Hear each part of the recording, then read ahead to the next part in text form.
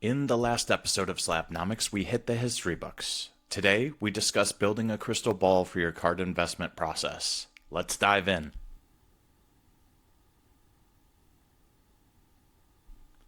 Welcome to Slapnomics, the intersection of collecting, investment, and market theory for sports cards. Episode 3, MLD Card Valuation. In ancient Greek mythology, fate wasn't random. It was managed by three cosmic sisters, the Moirai. Clotho, the spinner, wove the thread of life. Lachesis, the measurer, determined its length. And Atropos, the cutter, decided when it ended. They didn't negotiate, they didn't apologize. They worked harmoniously together, keeping the cycle of life and death in order. But imagine for a second if one of them acted alone. If Clotho fabricated the thread haphazardly, without care to quality, using whatever struck up in the moment and was easily attainable. If Atropos, the cutter, started severing life threads willy-nilly, as directed by clamoring voices in her ear, cutting early before they had a chance to stretch. Or if Lachesis, the measurer, let threads run forever, ignoring healthy boundaries, warning signals, and reason. The whole system? Chaos. Order collapses. Fate, once predictable, unravels. Now think about sports cards. They have three forces too, and they're just as sacred. Market. Like Clotho, it spins the narrative. The hype cycles, the buzz, the liquidity. Legacy. Like Lachesis, it measures the significance of the player and card through time. Design. Like Atropos, it cuts through the noise. It gives a card permanence, identity.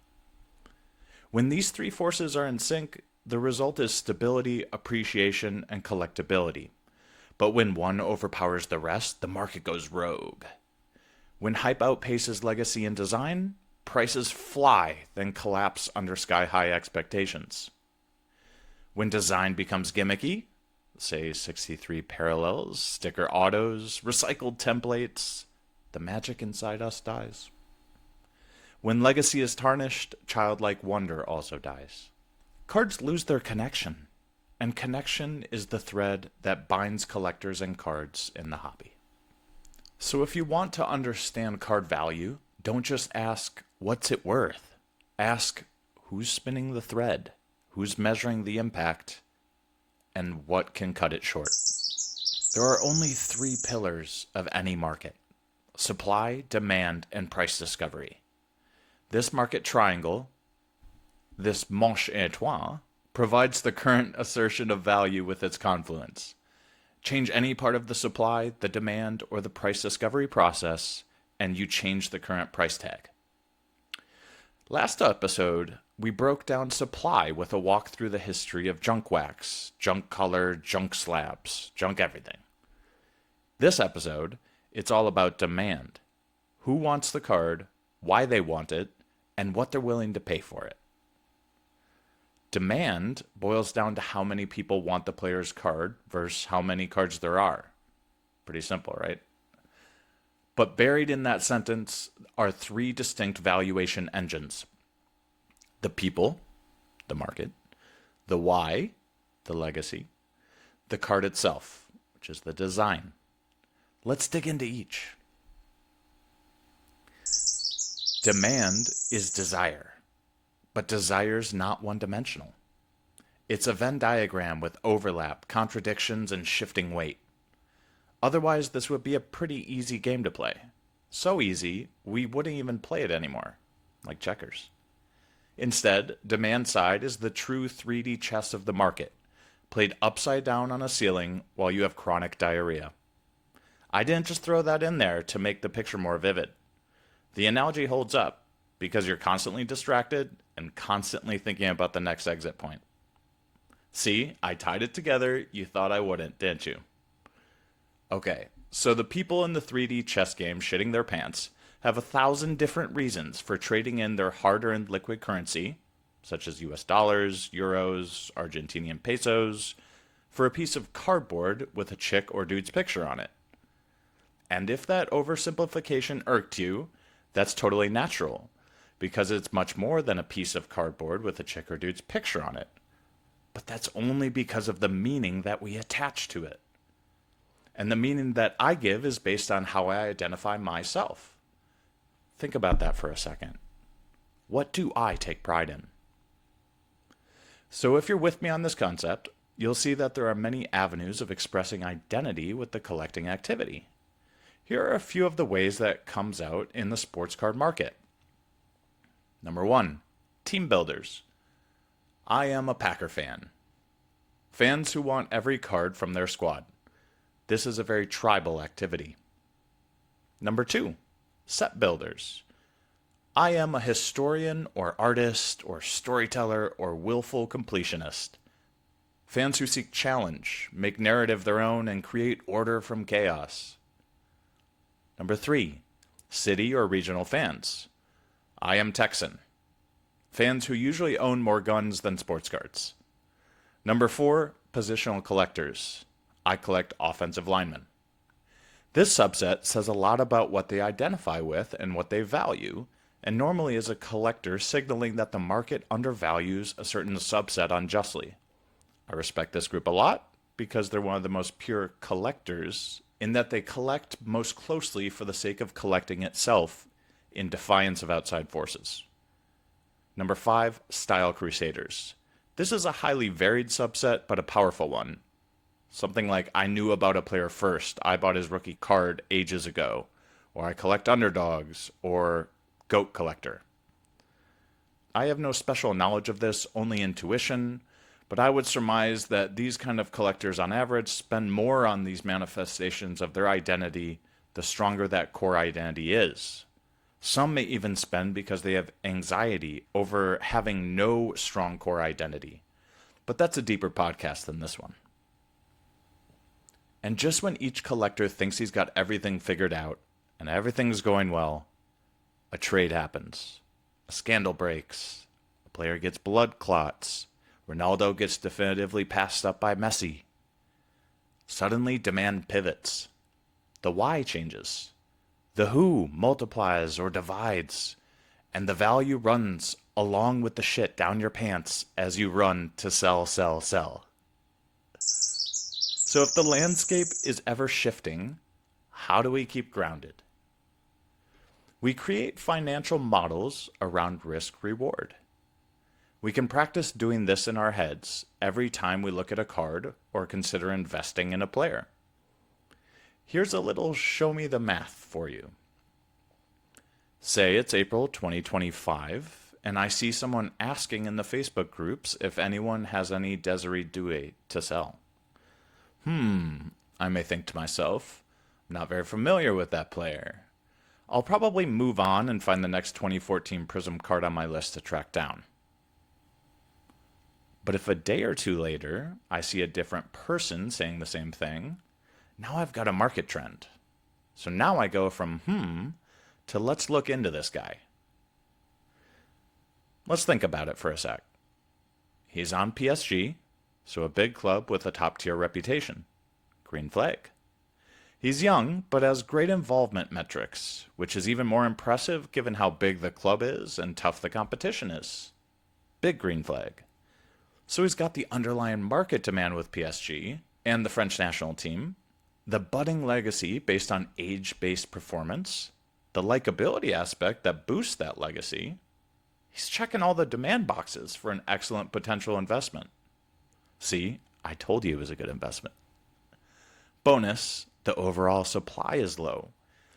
He was looked upon as very promising, but that was fresh from a smaller club with a €50 million transfer in 2024, and starter time at an upgraded club wasn't guaranteed. Now here's where the hidden lever comes in. Expectation. Players with sky-high expectations, Wembanyama, Fati, Kyle Pitts, already have the legacy piece overinflated. It's like a hype accelerator, or NOS for the market. So market discovery is already baked in, and supply is bloated by manufacturing cashing in on that hype. If you're into basketball, you know exactly what that means when talking about Wemby. He carried the rookie market on his back for 2 years. There was no 2024 rookie class. So when the market is oversupplied and prices are still high at the outset of a career, you have a dangerous liquidity trap. The manufacturers make their money off the initial energy and hype. They don't care if the resale market evaporates after a year. The market punishes excellence when it was promised greatness. The polar opposite happens when low expectations, because they have two OP things working for them: low supply and untapped hype accelerator. This results in a short squeeze, similar to what infamously happened with GameStop. Everyone was trying to get through a tiny door all at once. Demand climbs aboard the hype accelerator rocket ship and quickly overwhelms supply. And prices can't come down until demand slackens or Panini can come up with some half-baked set to spin cheap cardboard into gold. The best ROI plays often come from low expectation risers, such as the grinders who emerged late, post-hype sleepers, once hyped rookies who cooled down while developing, or injury returnees, volatile but asymmetric upside. These are your value inefficiencies to leverage. This is the core of the legacy function of value. Legacy can be hurt by a lot of things: scandals, injury, poor performance, bad mindset. Legacy is built quickest by overcoming obstacles and outperformance. And for a player who wasn't expected to be great, just being an excellent player accomplishes both. Two birds with one stone. The lower the expectations, the higher the upside. The higher the expectations, the lower the floor. Card value is determined by how many people want the card. Let's emphasize that last word, the card. The artist deals with what cannot be said in words. That's what a great card does. Because no matter how legendary the player is, the physical slab is the manifestation of that desire. So have you ever stopped to think about why rookie cards are the most important cards of that player? They're the first installation, the most fundamental picture of that player, before the future fame and weight of the years took its toll, before the scandals, the trials, the wild successes, the drama, the emotions, the victory. It's the blank canvas of the concept of that player. And that's the same concept for a first set of cards that becomes an iconic name. The manufacturer had to lay it all on the line to introduce a new set, just like that rookie player. It wasn't a question of how much can we print to make the most money. It's how do we make the best product we possibly can to express via this design structure.